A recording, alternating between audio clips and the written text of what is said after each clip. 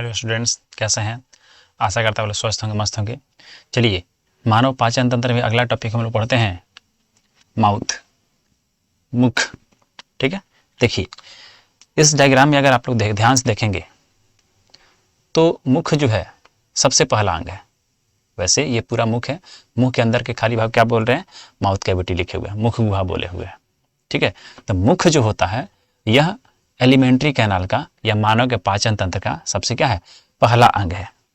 क्या होता है? ये सबसे पहला अंग होता है।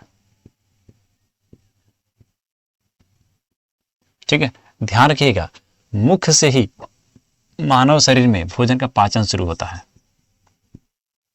ठीक है, मुख से ही क्या होता है? पाचन क्रिया शुरू होती है।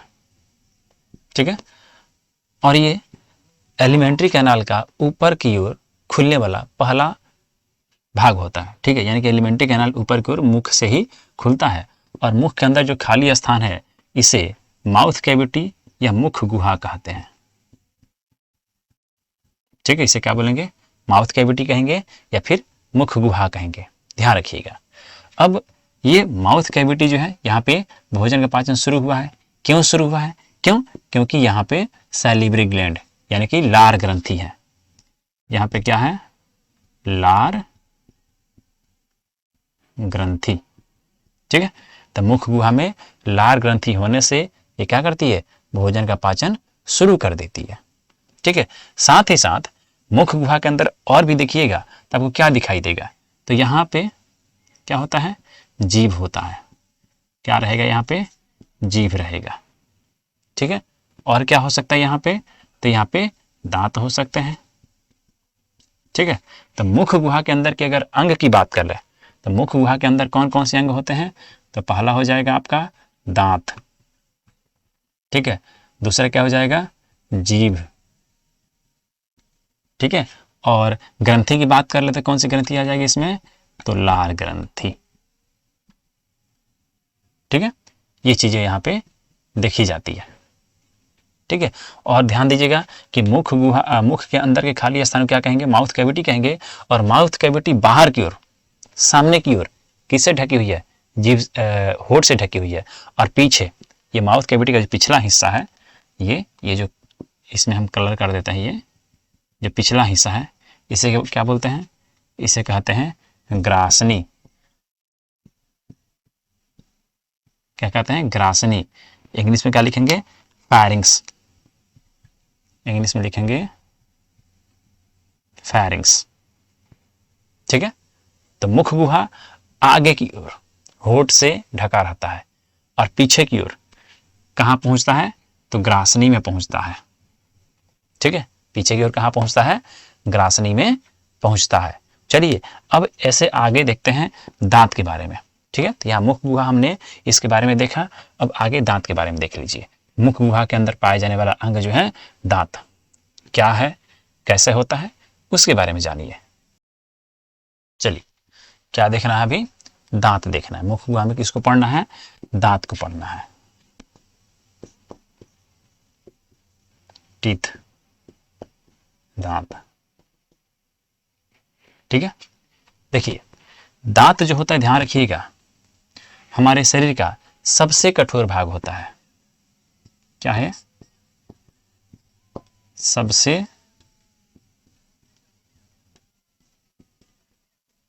कठोर अंग है। मानव शरीर का सबसे कठोर अंग कोई है तो वो है दांत। ठीक है, दांत कैसा दिखाई देता है? सफेद रंग का दिखाई देता है। कितना दिखाई, कैसा दिखाई देता है? सफेद रंग का। एक वयस्क इंसान में दांत की संख्या कितनी होती है? 32 होती है। ठीक है, अगर ये कहा जाए 16 जोड़ा तो भी सही है। ठीक है, तो दांत 16 जोड़ा भी होता है, उसको 16 जोड़ा कहिए या फिर 32 कहिए, एक ही चीज है। ठीक है, तो दांत कितना हो गया? 16 जोड़ा या फिर 32। जबकि एक बच्चे के अंदर कितना दांत होगा?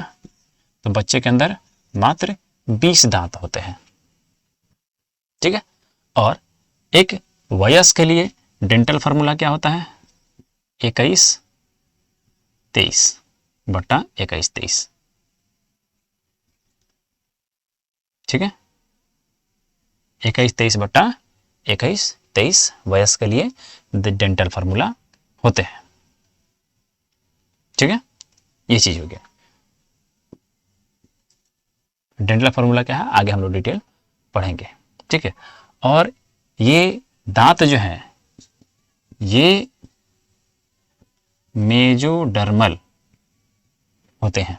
अब ये मेजोडर्मल होने का मतलब क्या हुआ, दांत मेजोडर्मल होते हैं, इसका मतलब क्या हुआ, तो दांत मेजोडर्मल है, इसका मतलब हुआ कि दांत जो है मेजोडर्म से बने हुए हैं। मेजोडर्म क्या है, तो आप लोग पढ़े होंगे या फिर आगे हम लोग पढ़ेंगे भी इसमें। ठीक है, कि जब निषेचन होता है ना मानव के शरीर में, मतलब किसी जंतु के शरीर में निषेचन होता है तो जाइगोट बनता है, और जाइगोट से क्या बनते हैं, भ्रूण बनते हैं। ठीक है, ये भ्रूण के 3 लेयर बनते हैं। ठीक है, 3 लेयर बनते हैं। इसमें से सबसे बाहरी लेयर को क्या कहते हैं, एक्टोडर्म कहते हैं, एक्टोडर्म। बीच वाले को क्या कहेंगे, मेजोडर्म, और अंदर वाले को कहेंगे इंडोडर्म। ठीक है, तो एक्टोडर्म, मेजोडर्म, इंडोडर्म, 3 लेयर हुए। तो वहीं जब मेजोडर्म से कोई अंग बनेगा ना तो उसे कहेंगे मेजोडर्मल। ठीक है, यानी कि दांत जो है ये मेजोडर्म से बना हुआ है, समझ गए। तो मेजोडर्म से बना हुआ कौन सा अंग है, दांत है, ध्यान रखेंगे। अब ये जो दांत होते हैं इसका काम क्या होता है, भोजन को चबाना, मतलब भोजन को काटना, चबाना या फिर पीसना, यही क्या होता है, दांत का काम होता है। ठीक है, अब यहां पे दांत को उनके काम के आधार पे या फिर उनकी व्यवस्था के आधार पे जब वर्गीकृत करेंगे तो कितना वर्ग बनेगा, तो लिख लीजिए यहां पे टाइप्स ऑफ टीथ, यानी कि दांत के प्रकार, ये देख लीजिए। तो दांत के कितने प्रकार आ जाएंगे यहां पे, तो यहां पे देखिएगा तो सामने आएगा, पहला होगा इंसिजर, कृंतक, दांत का पहला प्रकार हुआ कृंतक। ठीक है, दूसरा होगा केनाइन, यानी कि रदनक। तीसरा हो जाएगा प्रीमोलर, अग्र चवर्णक। ठीक है, और चौथा आपका हो जाएगा मोलर, चवर्णक।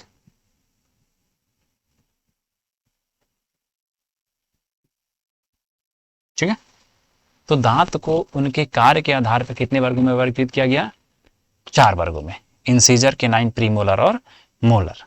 ठीक है, जैसे कि अगर दांत का ये अरेंजमेंट यहां देखिएगा तो कैसे दिखाई देगा, ये चारों कैसे दिखाई देंगे, तो यहां एक डायग्राम बना के दिखा देते हैं। जैसे मान लीजिए ये हमारे जबड़े का एक शेप हो गया, तो जबड़े में ये सामने जो दांत होते हैं, यहां पे चौड़े चौड़े दांत होते हैं, ये कौन है, इंसिजर है, पहला दांत। ठीक है, इसके पास देखिएगा यहां पे 2 दांत नुकीले होते हैं, ये क्या है, कैनाइन है। यहां पे जो 2 दांत होते हैं ये क्या है, प्री मोलर है, और लास्ट में जो दांत होते हैं ये क्या है, मोलर है। ठीक है, तो यहां पे दांत के 4 प्रकार हो गए और चारों के हमने पोजीशन यहां दिखा दिए। सामने जो दांत है ये इंसिजर, यहां पे नुकीला दांत कैनाइन, पीछे यहां पे प्रीमोलर और इसके पीछे मोलर। तो ऐसे दांत के 4 प्रकार हुए। ठीक है, अब ये चारों प्रकार जो है इनका 4 प्रकार में क्यों वर्गीकृत किया गया, इनका क्या कारण है कि इनको अलग अलग नाम दिया गया, तो इनके काम के अनुसार इनका नाम दिलाया। जैसे कि कृंतक, इंसिजर, कृंतक, ये क्या करता है, भोजन को काटता है। तो कभी देखिए जब आप खाना खाएंगे तो रोटी अगर काटना हो तो सामने से काटेंगे, तो सामने से काटेंगे तो ये सामने वाली दांत है ना काटेगी भोजन को, तो जो काटता है वो कृंतक हुआ। ठीक है, और उसके बाद से कुछ भी अगर कठोर चीज को आप चबाएंगे, जैसे गन्ने को चूसते हैं, तो गन्ने को चूसने के टाइम पे क्या करते हैं, आप ऐसे ऐसे किनारे पे दबाते हैं, ये ना यहाँ पे दबाते हैं गन्ने को, और दबा के जब उसको मतलब रख के जब दबाएंगे तो वो गन्ने में छेद होगा, फिर फटेगा वो। तो फाड़ने का काम कौन किया? रदनक। ठीक है, छेदने का, फाड़ने का काम कौन किया? रदनक। ठीक है, उसके बाद से जब उसको चबाना होगा तो पहले यहाँ चबाएंगे, उसके बाद से पीछे, है ना। यानी कि जैसे जैसे भोजन के छोटे छोटे पार्टिकल बनते जाएंगे वो पीछे की ओर भोजन बढ़ता जाएगा।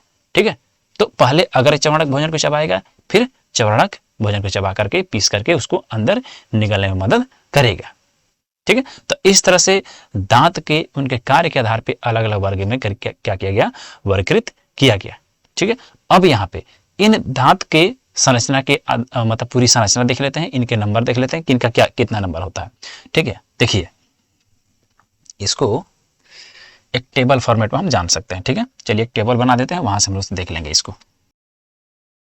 यहाँ पे मैं एक टेबल बना देता हूं। देखिए सबसे पहला क्या है? इंसीजर। उसके बाद से क्या है? कैनाइन। फिर क्या है? प्रीमोलर। प्रीमोलर। और इसके बाद से है मोलर।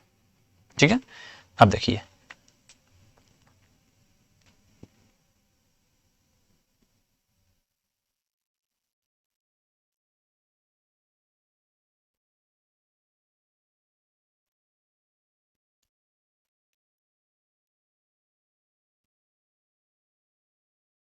ये इंसीजर जो है इनका संख्या कितना होता है?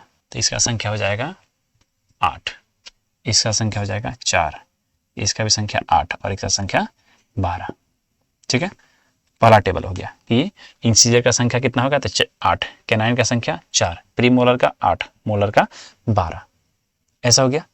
इसके बाद से कौन कहाँ रहेगा? तो ये सामने होता है, यानी दांत का स्थान। स्थान कहाँ है? ये सामने की ओर होता है, सामने की ओर होगा। इंसीजर बिल्कुल सामने होगा, सामने। ठीक है, ये इंसीजर के दोनों तरफ है ना। इंसीजर के बाद क्या होगा? कृंतक के बाद है, कृंतक के बाद है। ये कहाँ होगा? नहीं नहीं, कृंतक नहीं, हाँ कृंतक, ठीक। ये होगा रदनक के बाद, रदनक के बाद। और ये हो गया अग्र चौरडक के बाद, अग्र चौरडक के बाद। ठीक है, इसके बाद से देखिए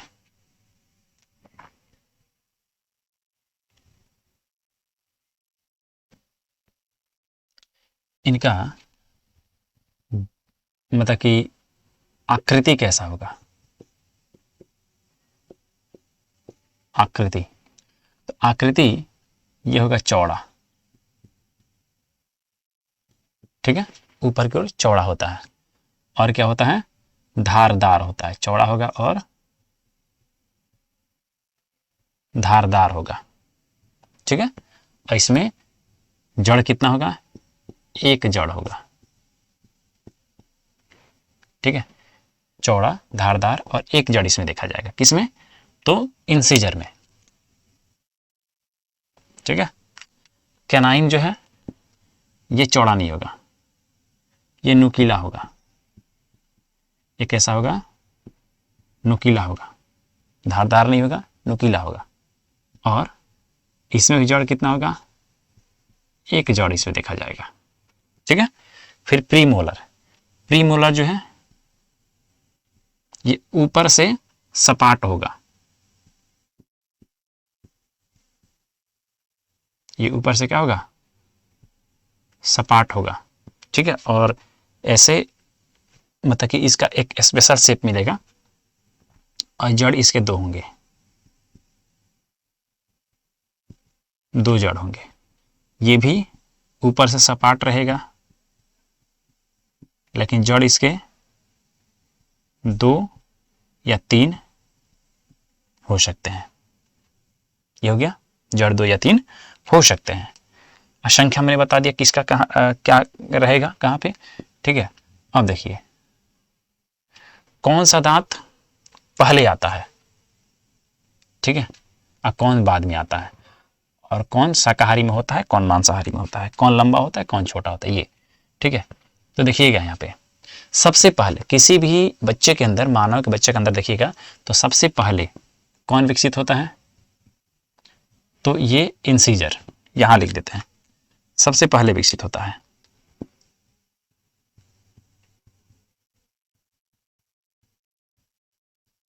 सबसे पहले निकलता है इंसीजर, ठीक है, ध्यान रखिएगा। सबसे पहले कौन सा दांत निकलेगा, इंसीजर, ठीक है। और ये मांसाहारी में बड़ा होता है,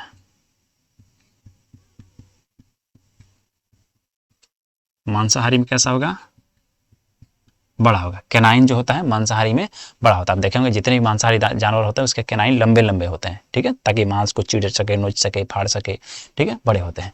शाकाहारी में अनुपस्थित होता है, ठीक है। शाकाहारी जो है इसमें ये दांत अनुपस्थित होता है, ठीक है। तो ये दांत का एक क्या बन गया, टेबल बन गया। ध्यान रखिएगा इंसीजर का संख्या 8 सामने पाया जाएगा, चौड़ा धारदार, और जड़ 1 होगा इसमें। कैनाइन जो है ये मांसाहारी में बड़ा होता है, शाकाहारी में नहीं होता है, ठीक है। सर्वाहारी में छोटा होता है, बाकी दांत की तरह होता है, ठीक है। इसी संख्या 4 होती है, ठीक है। और ये कहाँ पाया जाएगा, कृंतक के बाद में, ये बगल में, ऊपर से नुकीला होगा और इसका जड़ 1 होगा, ठीक है। प्रीमोलर का संख्या 8 हो गया, ऊपर से सपाट रहेगा, ठीक है, रदनक के बाद पाया जाएगा, ऊपर सपाट होगा, इसके जड़ 2 होंगे। मोलर की संख्या 12 अग्र चौड़ाई के बाद होगा, और इस ऊपर सपाट और नीचे जड़ इसके 3 होंगे, ये चीज। चलिए अगर इन सबको डायग्राम के रूप में देखना चाहें तो आप ऐसे देख सकते हैं कि इंसीजर जो होता है ये कुछ इस तरह का होता है, इंसीजर कुछ इस तरह का होगा, ऐसा होता है सामने से देखने पे। बगल से देखेंगे इसको तो ये कुछ इस तरह का दिखाई देगा, ठीक है। सामने से ऐसा दिखेगा, बगल से ऐसा दिखेगा। और कैनाइन जो है इसको कहीं से भी देखिएगा तो कैनाइन आपको इस तरह का दिखेगा, ठीक है। प्रीमोलर जो है ये कैसा दिखेगा, तो ऊपर से सपाट दिखेगा,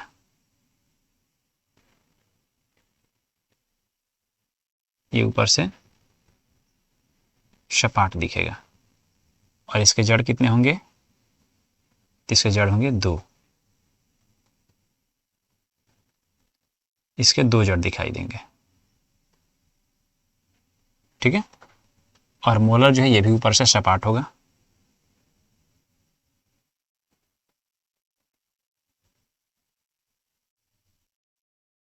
लेकिन इसमें जड़ कितने दिखाई देंगे, 3, ठीक है। तो ऐसे दांत जो है अलग अलग शेप के हो गए, ठीक। तो ये टेबल जो है इसका स्क्रीनशॉट आप लोग ले लीजिए, और इसके बाद से अब दांत की संरचना हम लोग पढ़ लेते हैं, ठीक है। तो इसको कर लीजिए। चलिए अब हम लोग दांत का संरचना देखते हैं। ध्यान रखिएगा हम लोग क्लास 10th का ही सिलेबस पढ़ रहे हैं, कुछ और नहीं पढ़ रहे हैं, ठीक है।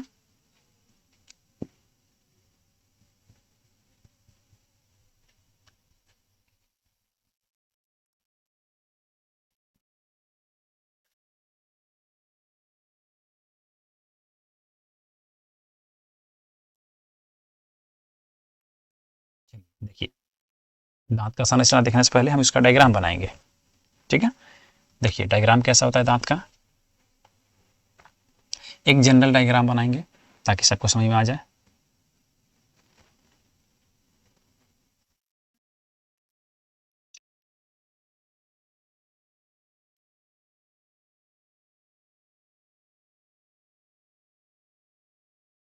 ठीक है, अब इसमें क्या क्या होता है सब देखिए।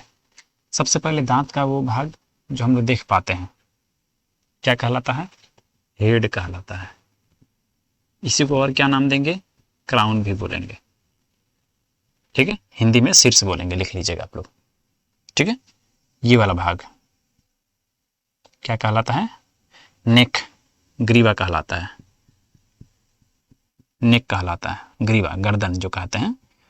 और ये वाला भाग जो हम लोग नहीं देख पाते हैं, मसूड़ा में धंसा हुआ रहता है, ये क्या कहलाता है? ये दांत का रूट कहलाता है। ठीक है, ये हो गए दांत के 3 पार्ट, हेड, नेक, रूट, शीर्ष, ग्रीवा, जड़। ठीक है, ये शीर्ष जो हमें दिखाई दे ये दिख रहा है वो क्या? शीर्ष है। ठीक है, और ये जड़ मसूड़ा में धंसा रहता है, और इन दोनों के बीच का भाग ग्रीवा हो गया।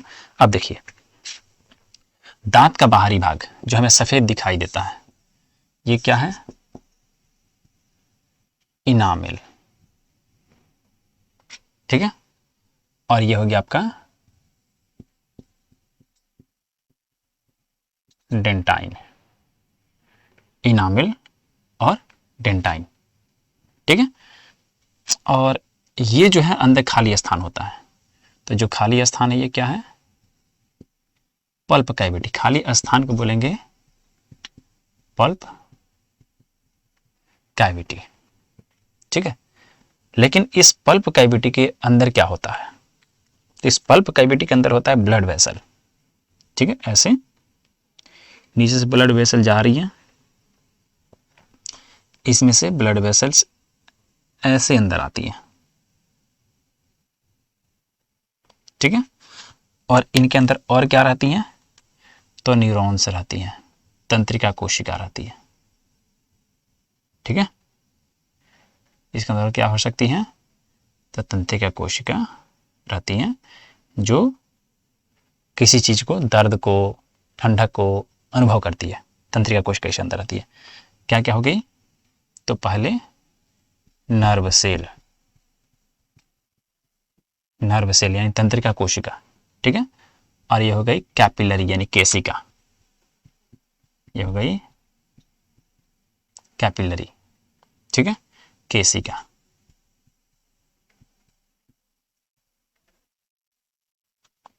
ठीक है, अब इसके अंदर क्या रहेगा? तो पल्प रहेगा, एक मुलायम उत्तक इसके अंदर भरा रहेगा, जिसे क्या बोलेंगे? पल्प बोलेंगे। इसके अंदर क्या रहेगा? एक मुलायम उत्तक। ठीक है, गुलाबी रंग का हो सकता है वो, क्योंकि यहाँ पे रक्त वाहिनियां हैं, तो रक्त वाहिनियों को होने से यहाँ पे रक्त की मात्रा देखा जाएगा, जिससे क्या होगा? ये गुलाबी रंग का दिखाई देगा। ठीक है, तो इस गुलाबी रंग को क्या कहेंगे? पल्प कहेंगे। यहाँ पे क्या रहेगा? पल्प रहेगा।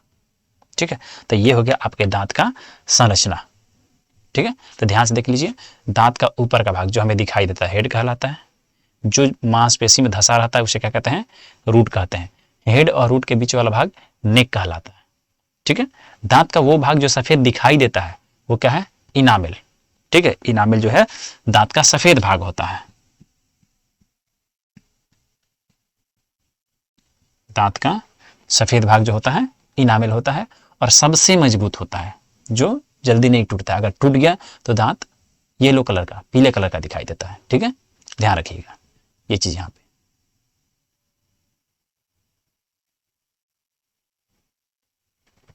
इसके बाद से डेंटाइन। डेंटाइन कैसा होता है? हल्का पीला रंग का होता है और अपेक्षाकृत मुलायम होता है, यानी कि इनामेल से थोड़ा मुलायम होता है। ठीक है, पल्प की बात कर लें तो पल्प क्या होता है? एक मुलायम उत्तक होता है जो गुलाबी रंग का होता है। इसके अंदर क्या रहेगा? Sorry, pulp cavity. तो पल्प कैविटी एक खाली स्थान हो गया जहां पे क्या रहेगा? पल्प रहेगा। पल्प कैविटी के अंदर क्या रहेगा? पल्प रहेगा। ठीक है, और इस पल्प के अंदर क्या रहेंगे? तो आपके नर्व सेल और कैपिलरी। ठीक है, क्या रहेंगे यहाँ पे? नर्व सेल यानी तंत्रिका कोशिका और कैपिलरी। तो ये नर्व सेल क्या करेंगे? तो इसके अंदर कुछ सेंसेशंस जो होते हैं, जो अनुभव हम करते हैं, उस सूचना को आगे भेजते हैं, हमारे दिमाग तक भेजते हैं, तब हम कुछ अनुभव कर पाते हैं। और कैपिलरी क्या करती हैं? तो कैपिलरी यहाँ पे रक्त को लाती है, और रक्त के आने से यहाँ पे जो कोशिकाएं हैं उनको ये जीवित रखती हैं। ठीक है। तो रक्त से पोषक तत्व यहाँ आता है, तब यहाँ की कोशिकाएं जीवित रहती है। क्लियर हो रहा है? तो यहाँ पे डायग्राम हुआ, स्ट्रक्चर हुआ दांत का। ठीक है, क्लास 10th के लिए इतना काफी होता है, आप इसका स्क्रीनशॉट ले लें। ठीक है, चलिए, तो अभी आप लोगों ने दांत के बारे में देखा, दांत का संरचना आपने देखा। अभी हम लोग क्या पढ़ा, तो दांत, उसके इंट्रोडक्शन, उसके प्रकार, ठीक है, प्रकार का मैंने एक टेबल बना दी, उसको आप लोगों ने देखा, उस वजह से दांत की संरचना हमने बता दिया। ठीक है, तो यहाँ पे 10th लेवल के लिए जो है दांत का टॉपिक कंप्लीट हुआ। आगे आपको कोई भी डाउट हो कमेंट करके पूछ सकते हैं। आज के लिए इतना ही, धन्यवाद।